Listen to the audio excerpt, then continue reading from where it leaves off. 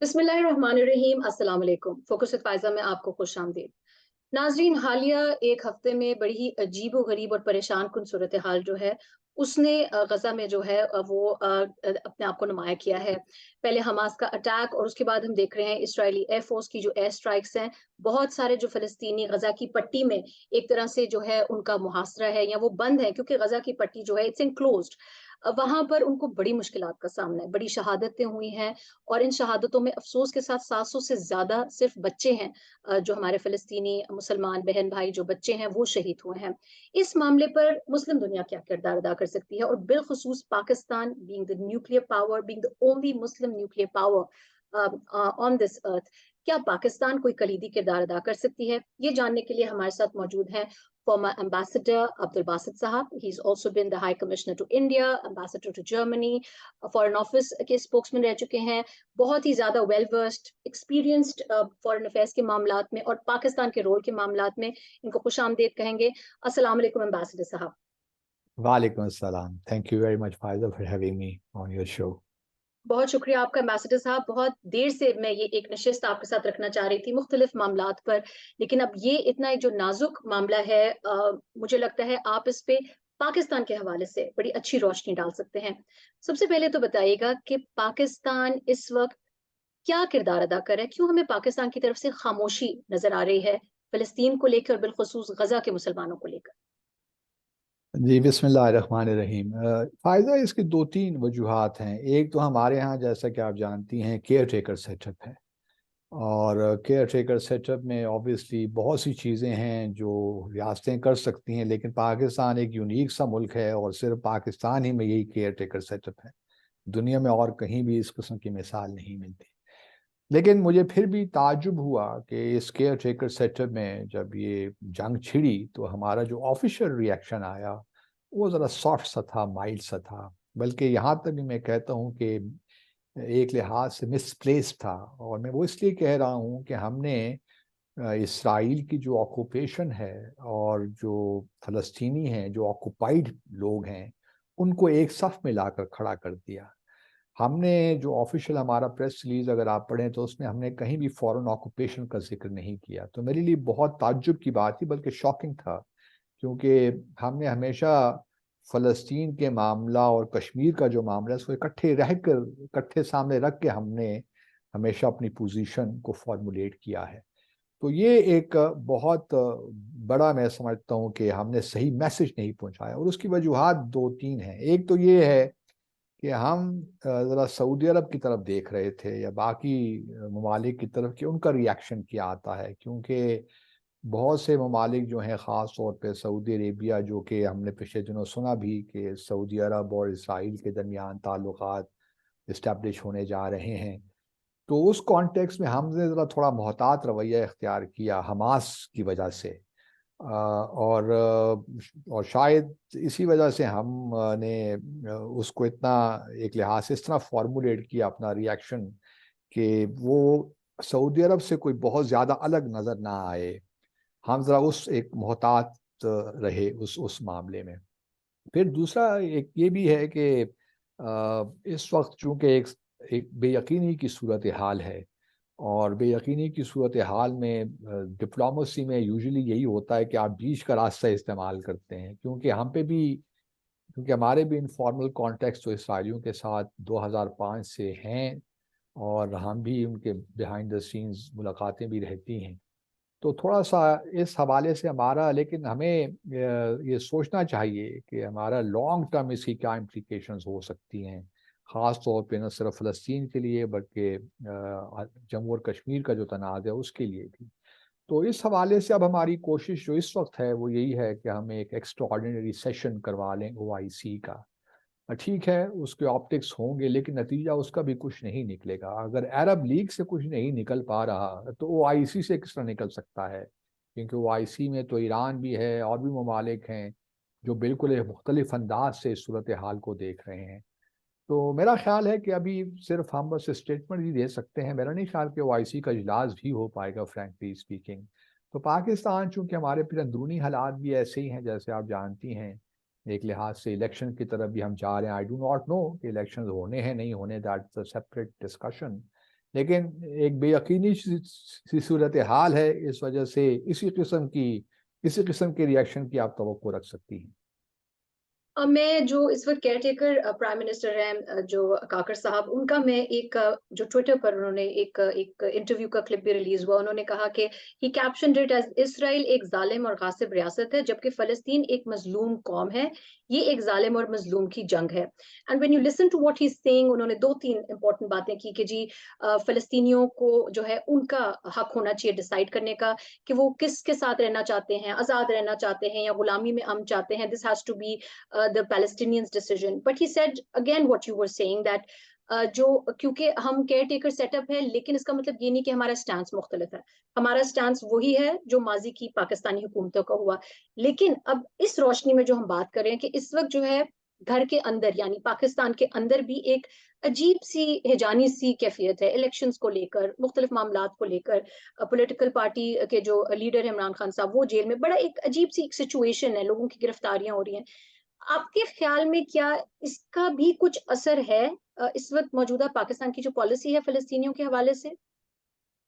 ये होना नहीं चाहिए, क्योंकि निगरान हुकूमत को एक लिहाज से ये मैंडेट ही नहीं है कि वो बुनियादी जो फंडामेंटल्स हैं पॉलिसीज़ के वो चेंज करें, और ख़ास तौर पे फॉरेन पॉलिसी पे, जैसा कि आप खुद भी जानती हैं कि रियासतें फौरी तौर पे तब्दीलियां नहीं लाती। फॉरेन पॉलिसी में एक नेशनल कंसेंसस होता है जो डेकेड्स लगते हैं उसको बिल्ड होने में। पाकिस्तान का न्यूक्लियर प्रोग्राम आप ले लीजिए, कश्मीर ले लीजिए, फ़लस्तीन पे भी इवन नेशनल कंसेंसस आपको नज़र आता है। तो इन चीज़ों पे आप तब्दीलियां नहीं कर सकते।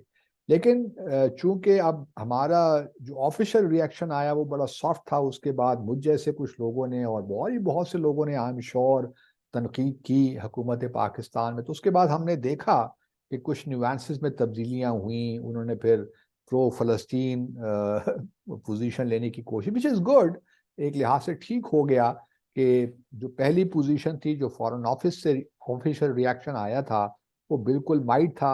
उसके बाद फिर जो स्टेटमेंट्स आना शुरू हुई, they help to put things in their correct perspective, तो एक लिहाज से ठीक हो गया।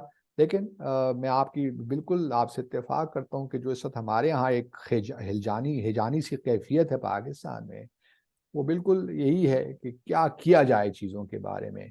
क्योंकि देखिए, एक तरफ बड़ा बड़ा इंटरेस्टिंग मामला है कि एक तरफ ये हुकूमत कहती है कि हम केयर टेकर सेटअप हैं, हमारे पास वो मैंडेट नहीं है। लेकिन दूसरी तरफ अगर आप देखिए तो वो ऐसे ऐसे डिसीशंस भी ले रहे हैं जो कि केयर टेकर गवर्नमेंट के मैंडेट के मुताबिक नहीं होते। मिसाल के तौर पर प्राइवेटाइजेशन का इशू है, पीआईए को प्राइवेटाइज करना है, या और दूसरे जो स्टेट ओन्ड इंटरप्राइजेस हैं उन पे तो वो डिसीशंस ले रहे हैं। तो ये भी एक्चुअली उनके मैंडेट में शामिल नहीं है इस किस्म के काम करना। तो एक लिहाज से हमारे यहाँ पॉलिटिक्स में इस किस्म की कॉन्ट्रडिक्शंस हैं। लेकिन जहाँ पे रिस्पॉन्सिबिलिटी लेने की बात है, वहाँ पे निगरान सेटअप कहता है कि जी अब ये तो हमारा काम नहीं है, हम रिस्पॉन्सिबिलिटी नहीं ले सकते।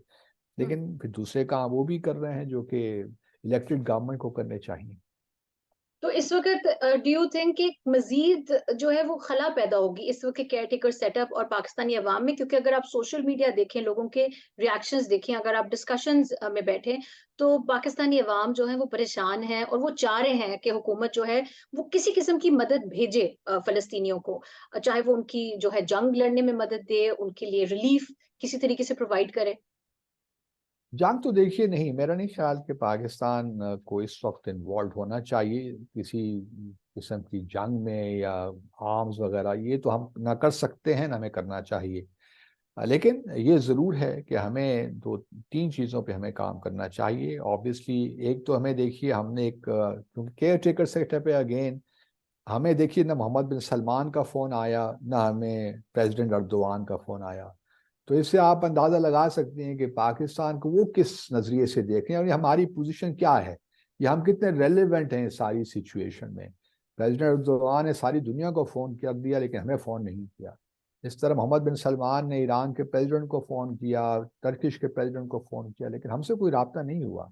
हालांकि जिस तरह आपने कहा कि हम एक न्यूक्लियर पावर भी हैं, हम बड़ी इंपॉर्टेंट स्टेट भी हैं, लेकिन इस वक्त जो दुनिया भी हमें देख रही है कि अपने इतने अंदरूनी मसाइल में उलझे हुए हैं, तो उन्होंने क्या करना है। लेकिन मैं फिर भी यही कहता हूँ कि हमें थोड़ा बहुत डिप्लोमेटिक इनिशिएटिव लेना चाहिए था। ठीक है, हम ओआईसी की सेशन के लिए काफ़ी काम कर रहे होंगे बिहाइंड द सीन्स, लेकिन बायलैटरली भी हमें बहुत कुछ करना चाहिए था। मैं समझता हूँ कि हमें एक इमीडिएटली एक कोऑर्डिनेटर अपॉइंट कर लेना चाहिए था।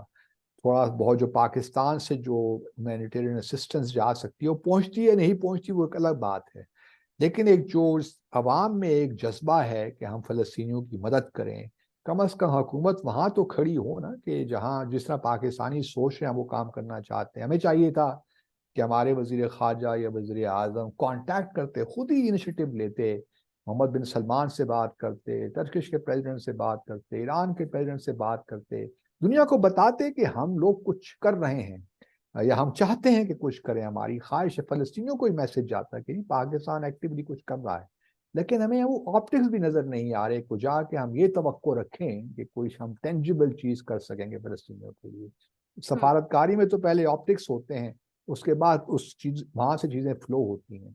जब ऑप्टिक्स ही हमने डेवलप नहीं किए तो बाकी क्या। अब हमारे देखिए क्या होता है, लेकिन मैं कुछ ज़्यादा पुरुमीद नहीं हूँ जहाँ तक पाकिस्तान का रोल है इस सारे मामले में। और ये कैज़म जो है, ये जो एक गैप सा है आपको नज़र आता है, उसके पीछे और भी बहुत से मुहर्रिकात हैं। अवाम की जो एस्पिरेशंस हैं, जो अवाम के जज्बात हैं वो, और गवर्नमेंट की जो पॉलिसीज़ हैं। बल्कि मैं कल आपको बताऊं फ़ायदा, मैं इस्लामाबाद में जा रहा था कहीं आपारा के करीब, तो वहाँ आप यकीन जानिए एक सियासी पार्टी का जो है एक जलसा, आपके रैली थी, लेकिन वो लग नहीं रहा था कि वो कोई सियासी पार्टी जिससे हमारे यहाँ बड़े बड़े जलसे होते हैं उस किस्म का कोई जुलूस वगैरह नहीं था। एक लिहाज से अवाम भी थोड़ा बहुत अपने इतने मसाइल में गिरफ्तार है, गो कि हमारी जो है जज्बात बिल्कुल फ़लस्तीन के साथ हैं, लेकिन अवाम में शायद वो रहा नहीं कि बाहर निकले और जल्द से जुलूस में हिस्सा ले। वो चीज़ें पाकिस्तान में इस वक्त मुझे इन्वायरमेंट नहीं नज़र आती। बल्कि जमात इस्लामी ने भी कल डिक्लेयर किया हुआ था फ़लस्तीन डे, लेकिन उसमें भी कोई ख़ास प्रेजेंस हमें नज़र नहीं आई लोगों की। इस तरह जमीयत उलमा इस्लाम का भी रैली थी, उसमें भी प्रेजेंस नज़र नहीं आई। तो एक लिहाज से लोग अपने इतने मसाइल में उलझ गए हैं, रोज़मर्रा मसाइल में, कि इन चीज़ों के लिए शायद वो अब सोचते हैं। फिर दूसरी तरफ क्रिकेट का टूर्नामेंट वर्ल्ड कप शुरू हो गया है, अगर आप देखिए तो सारा पाकिस्तान जो है वो भारत का मैच देख रहा होगा। फ़लस्तीन का किसको क्या फिक्र है। यही हाल हमने कश्मीर में भी देखा। तो एक लिहाज से इंडिफरेंस सही पैदा हो रहा है। हकीकत तो ये है, रियलिस्टिकली स्पीकिंग, हम इंडिफरेंट होते जा रहे हैं ये मुस्लिम कॉजेज की जाने से। क्योंकि हमारे यहाँ भी इस वक्त एक बड़ी बहस चल पड़ी है कि पाकिस्तान को, बल्कि ओपनली अब लोग कह रहे हैं कि हमें इस्लामिक रिपब्लिक होना चाहिए, अब हमें सेकुलरिज्म की तरफ जाना चाहिए। ये डिस्कशन डिबेट ही पाकिस्तान में हो रही है। तो इसके बहुत से वेरिएबल्स हैं जो हमारी पॉलिसीज को अफेक्ट कर रहे हैं। इनडिफरेंट एटीट्यूड अवाम का, इस पर यकीनी हम मजीद आने वाले दिनों में भी बात करेंगे। ये फिर फरमाएगा एम्बेसडर साहब के फॉर्मर एम्बेसडर साहब के जो हमास और पीएलओ में जो फर्क है, जरा नाजरीन को थोड़ा आप समझाइएगा कि पाकिस्तान एज अ गवर्नमेंट, दुनिया की बहुत सारी हुकूमतें पीएलओ को रिकग्नाइज करती हैं, ठीक है, हमास को रिकग्नाइज नहीं किया जाता। तो इसका जो ये मामला हुआ है, क्योंकि ये ऐसे कंसिडर किया जा रहा है जैसे Hamas against the state of Israel, it's not being considered the Palestinian issue on a lot of fronts, अफसोस के साथ। तो ये जो हमास वर्सेस पीएलओ है, इसने इस मामले को कितना मजीद कॉम्प्लिकेट किया? इसने बहुत कॉम्प्लिकेट किया है। और ये जो मामला है इसमें चूंकि फ़लस्तीन के अंदर पैलेस्टीनियन अथॉरिटी है जो रमाल्ला में बेस करती है, उनका कैपिटल वहाँ पे वेस्ट बैंक में, और दूसरी तरफ गजा की पट्टी है जिसमें तकरीबन 23 लाख के करीब लोग रहते हैं। अच्छा, अब इलेक्शंस नहीं हो रहे बड़े सालों से, लेकिन जो लास्ट इलेक्शंस हुए थे उसमें हमास ने बहुत ज़्यादा कामयाबी हासिल की थी। लेकिन बहरहाल वो इलेक्शंस के नताइज भी नहीं कबूल हुए। अब मामला कुछ ये है कि जो पैलेस्टीनियन अथॉरिटी के प्रेसिडेंट हैं महमूद अब्बास साहब, वो अब मार्जिनलाइज से हो गए हैं। उनका कोई मतलब न इधर के रहे न उधर के रहे वाली बात है। हमास ने पिछले कई एक दिहाई में या 16-17 सालों में, जब से वो ब्लॉकेड है, काफ़ी पॉपुलैरिटी हासिल की है फ़लस्तीनियों के अंदर। अब मामला दुनिया के लिए है कि मगरबी दुनिया तो हमास को टेररिस्ट ऑर्गेनाइजेशन करार दे दिया उन्होंने, वो उनके साथ इंगेज नहीं करते। अगर इंगेजमेंट होती भी है तो through other countries like Oman, Iran या Qatar for that matter, Turkey, इनके थ्रू इंगेजमेंट होती है। दूसरी तरफ मगरबी दुनिया इंगेज करती है पैलेस्टीनियन अथॉरिटी के प्रेसिडेंट के साथ। अगर उनके साथ बातचीत करते हैं तो उस बातचीत का कोई फायदा नहीं है, क्योंकि जो डिसीजन भी महमूद अब्बास लेंगे उसका कोई फायदा तो गजा पट्टी में या वेस्ट बैंक की हद तक भी नहीं होना। उन फैसलों का कोई इतलाक हो ही नहीं सकता जबकि हमास ना चाहे या दूसरी ऑर्गेनाइजेशन ना चाहे। तो इसलिए ये एक बहुत सीरियस मामला है कि महमूद अब्बास चूंकि उनका कोई पॉलिटिकल इन्फ्लुएंस रहा नहीं फ़लस्तीनियन अथॉरिटी में। ठीक है, पीएलओ एक ज़माने में बहुत, यासिर अराफात जब हयात थे तो उनका बहुत इन्फ्लुएंस था, वो जो बात कहते थे वो आखिरी बात हुआ करती थी।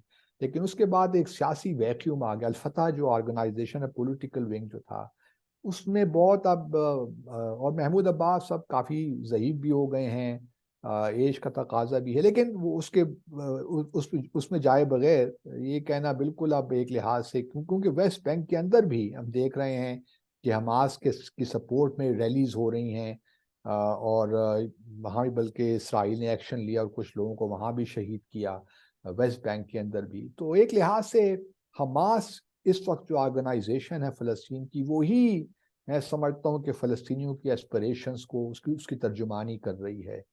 लेकिन मगरबी दुनिया अब उनके साथ इंगेज नहीं हो रही। एक पॉलिटिकल मसला है, डायलेमा है दुनिया के लिए।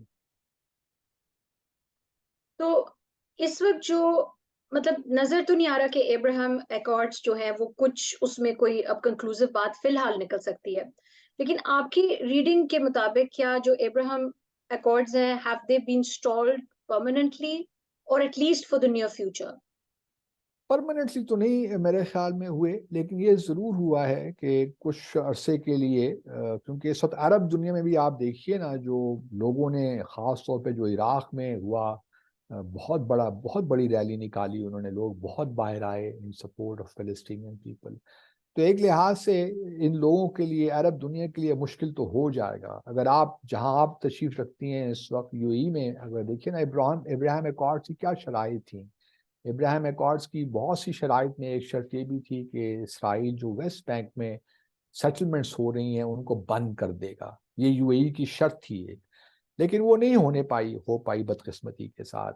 इसी तरह फ़लस्तीनियों ने ये देखा कि भाई एक तरफ तो ये सारे जो हैं इब्राहिम अकॉर्ड्स हो रहे हैं, अब सऊदी अरब भी तस्लीम कर लेगा इसराइल को, तो फिर हमारा तो कहीं नामो निशान। बल्कि इसराइल के वज़ीर आज़म ने जो अक़वाम मुत्तहिदा में अपनी तकरीर की पिछले माह, उसमें जो नक्शा दिखाया उन्होंने, नया नक्शा, उसने जी फ़लस्तीन को गायब ही कर दिया। जी तो फ़लस्तीनियों को तो ऑब्वियसली जो जितने भी हैं 6 मिलियन के करीब वो मकबूजा फ़लस्तीन में हैं, और बाकी आप कह लीजिए कि 6 बिलियन पूरी दुनिया में फैले हुए हैं।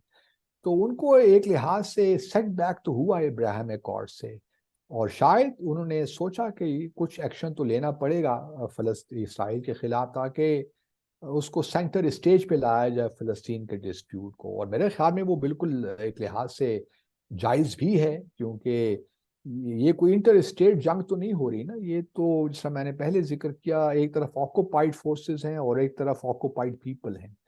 और बैनुल-अक़वामी कानून के मुताबिक ऑक्युपाइड, अगर आप यूएन चार्टर देख लीजिए, UN declaration on human rights देख लीजिए, बल्कि बहुत सी और यूएनजीए की रेजोल्यूशन, खास तौर पे मुझे जो याद आ रही है रेजोल्यूशन 3314, उसमें अगर आप देखिए तो इन तमाम जो तहरीकें होती हैं उनको ये इजाज़त होती है कि वो हर तरीके से अपनी जद्दोजहद को रखें। बल्कि यहाँ तक भी नहीं फ़ायज़ा, यहाँ तक भी है कि बैनुल-अक़वामी जो कानून है वो इस बात का तकाजा करता है कि जो आलमी बरादरी है वो इस किस्म की तहरीकों की इवन आर्म्ड सब उनको भी सप्लाई भी कर सकते हैं, आर्म सप्लाई भी हो सकते हैं, आर्म्ड हेल्प भी उनकी कर सकते हैं, यहाँ तक भी है। तो अब ये दुनिया का भारत अपना एक पर्सपेक्टिव है, उनकी अपनी पॉलिटिक्स है। जिस तरह मिसाल के तो मगरबी दुनिया, फ्रांस ने देखिए बैन लगा दिया कि कोई भी प्रो पैलेस्टाइन यहाँ पे डिमॉन्स्ट्रेशन नहीं कर सकता। तो ये कैसे दोहरे मयार हैं इन सब के। यूक्रेन लेकिन में उसके वही, बरक्स आपने देखा, कतल कलामी कर रही हूँ, कि फ्रांस में बहुत बड़े प्रोटेस्ट बड़े लेवल पे एब्सोल्युटली द पीपल हुए। Have come out, yes. Come out, लेकिन कोशिश तो फ्रांस की हुकूमत की यही है कि वो ना होने पाए। इसी तरह यूक्रेन यूक्रेन को आप देख लीजिए, यूक्रेन में तो यही कहते हैं कि जी वहाँ हॉस्पिटल्स में हमला नहीं होना चाहिए, ये 1949 के जो जिनेवा कन्वेंशन हैं उनके खिलाफ हैं। यूक्रेन में मयार और है मगरबी दुनिया का, और जब फ़लस्तीन पे और इसराइल का मामला आता है तो यह मयारात यहाँ बदल जाते हैं। बिल्कुल। यहाँ पे अब देखिए ना इस वक्त कोशिश क्या हो रही है, अब देखिए 1.1 मिलियन पीपल जो नॉर्थ गजा है वहां से भारत ने इसराइल ने कहा कि ये सब लोग साउथ में आ जाएं। इसराइल का long term medium to long term plan क्या है? उनका प्लान यही है कि गजा पट्टी से किसी तरीके से तमाम मुसलमानों को निकाला जाए, क्योंकि ये जो पट्टी है ना ये बिल्कुल इसराइल को तंग करती है। और अगर यहाँ से मुसलमान जितनी तादाद में भी निकल जाते हैं, वो कॉरिडोर भी देने को तैयार हो जाएंगे अगर उनको ये यकीन हो कि यहाँ से 1 मिलियन या कुछ लोग निकल जाएंगे, इजिप्ट चले जाएंगे। तो वो तो ये चाहते हैं कि फ़लस्तीनी यहाँ से निकल कर दुनिया और भर में कहीं चले जाएं। इसीलिए मिस्र के सदर ने भी गो कि उन्होंने तो अपने नुक्ता नज़र से बात की जनरल प्रेसिडेंट अल सीसी ने कि जितने भी गजा पट्टी के लोग हैं वो गजा पट्टी को ना छोड़ें। और बात पॉलिटिकली ठीक भी है, अगर उन्होंने छोड़ दी एक दफ़ा पट्टी तो फिर जो इसराइल का लॉन्ग टर्म प्लान है वो यही है कि किस तरीके से आबादी को, जो फ़लस्तीनी आबादी है उसको कम से कम किया जाए, ताकि वो अपना जो है कब्ज़ा उसको मजबूत कर सकें, कंसोलिडेट कर सकें। इसीलिए इतनी बर्बरियत भी आप देखती हैं, रियासी दहशत गर्दी भी देखती हैं, क्योंकि इसराइली चाहते हैं कि फ़लस्तीनियों को यहाँ से मार कर जुल्म बर्बरियत करके यहाँ से निकाला जाए। देखना यह है कि हमास और फ़लस्तीनी एज ए होल कितना बर्दाश्त कर सकते हैं, और आया दुनिया उनके साथ खड़ी है कि नहीं खड़ी, खास तौर पर मुसलमान दुनिया। वो कि अमेरिका वगैरह से आप तवक्कुआत नहीं रख सकते, कोई खैर की तवक्को तो वहां से नहीं रखी जा सकती। नहीं, वो लेकिन तो मैं समझता फिजिकली हूँ सपोर्ट कर रहे हैं ना इस वक्त द स्टेट ऑफ इसराइल को हर लिहाज से, आर्म्स, एमिनिशन, पॉलिसीज। एब्सोल्युटली, लेकिन मैं ये तवक्को तो हम रख सकते हैं कि मुसलमान दुनिया थोड़ा को उनको झंझोड़ें और उनको बताएं कि इसराइल का यहाँ पे इस तरह एक लिहाज से रोग स्टेट में तो कहता हूँ कि उनके ही मुस्तकबिल के लिए अच्छा नहीं है। वो अब उनको तो ये बातें सब इस वक्त तंग करती होंगी, लेकिन इसराइल हेजमॉन है, एक बुली है जो कि पूरे खित्ते में जिसने तबाही मचा रखी है। और अगर आप देखिए ना जितनी भी इस वक्त वीडियो वायरल्स हो रही हैं, जिस तरीके का उनका एक लिहाज से उनकी नफरत है इस्लाम के लिए या मुसलमान दुनिया के लिए, वो भी किसी से ढकी छुपी नहीं है। तो मेरा ख्याल है मुसलमान दुनिया को यकजा होकर कुछ ना कुछ इसके बारे में सोचना चाहिए। और अब ये हो नहीं सकता कि ये बिल्कुल हम we give short shrift to the Palestinian issue. अगर हमने यही करना है तो 70 साल और गुजर जाएंगे, लेकिन ये हमास वगैरह को ख़त्म नहीं कर सकेंगे। अब देखना यही है कि कितना प्रेशर ले सकते हैं फ़लस्तीनी बेचारे, जो कि पिछले कई दिहाइयों से प्रेशर ले रहे हैं बेचारे, लेकिन कितना और प्रेशर बर्दाश्त कर सकते हैं। That will be the key in my view in the years to come, क्योंकि इसराइल ने तो जो है छोड़ना नहीं है। देखना यह है कि मुस्लिम दुनिया क्या करती है, फ़लस्तीनी क्या करते हैं। एक मतलब बहुत मुश्किल है इस वक्त कुछ चीज़ प्रिडिक्ट करना। आपने जो ऑब्जर्वेशंस की थी, कंक्लूड यहीं पे करूंगी कि जो आप कह रहे थे ना कि गजा की पट्टी में लोग जो हैं वो या तो निकलना नहीं चाह रहे हैं, उनके लिए निकलना बड़ा मुश्किल है। तो उसमें मैं यही देख रही हूँ पिछले कुछ दिनों से एटलीस्ट जो रिपोर्ट्स आ रही हैं, एक तो ये कि दे फियर अनदर नकबा, कि अगर वो निकलेंगे तो दे विल बी किल्ड। दूसरा ये हमने देखा कि इसराइल ने ये प्रूफ दिया कि लोगों को बोला कि निकले, एंड देन लोगों के जो कॉन्वॉयज थे, लोग एम्बुलेंसेज जो गाड़ियां थी उनको बॉम्ब किया गया, लोग शहीद हुए। तीसरा ये कि वो लोग जो है, मैं देख रही थी रिपोर्ट्स अब्दुल बासित साहब के, लोग जर्नलिस्ट्स जो गजा की पट्टी में स्ट्रैंडेड या जो उनका जो महासरा हुआ हुआ है, वो कह रहे हैं कि हम निकल के अपने घरों से नहीं जाना चाहते, we don't want refugee status. और दूसरा, हम निकलेंगे तो हम दर बदर सड़कों पे घूमते फिरेंगे, तो बेहतर हम अपने घरों में ही जो है वो शहीद हो जाएं, जो कि एक बड़े एक अलार्मिंग स्टेटमेंट है। जो डिप्लोमेटिक एफर्ट्स की आप बात कर रहे थे, हम उम्मीद यही करेंगे बहसियत एक स्ट्रॉन्ग मुस्लिम कंट्री के, बहसियत एक मुस्लिम उम्मा के, कि डिप्लोमेटिक एफर्ट्स जो हैं वो मुसलमान दुनिया लीडर्स जो हैं हैं वो उनको स्पीड अप करें, और जो फ़लस्तीन के जो मुसलमान हैं उनका हक तो अगर कुछ देर बाद भी है, फ़िलहाल इस वक़्त वहाँ पे अमन कायम हो और ये शहादतों का सिलसिला जो है ये रुके। बहुत शुक्रिया आपका एम्बेसडर साहब। मैं बार-बार आपको बहुत एम्बेसडर साहब ही कह रही हूँ। आप नहीं फॉर्मर एम्बेसडर साहब, just for the factual correction, but ambassador Abdul Basit साहब सर्व्ड एट की positions around the world. Thank you so much, आपने वक़्त निकाला और इस मामले पर रोशनी डाली। हम उम्मीद करेंगे कि हमारे फ़लस्तीन में जो भाई-बहन हैं, उनके लिए मुश्किलात जो हैं वो थम जाएँ, अमन किसी सूरत आमीन फ़ौरी तौर पर कायम हो। बहुत शुक्रिया, आने आमीन वाले दिनों में बहुत बात शुक्रिया करेंगे। बहुत शुक्रिया नाज़रीन, थैंक अपना ख़्याल रखिएगा, स्टे फ़ोकस्ड, अल्लाह हाफ़िज़।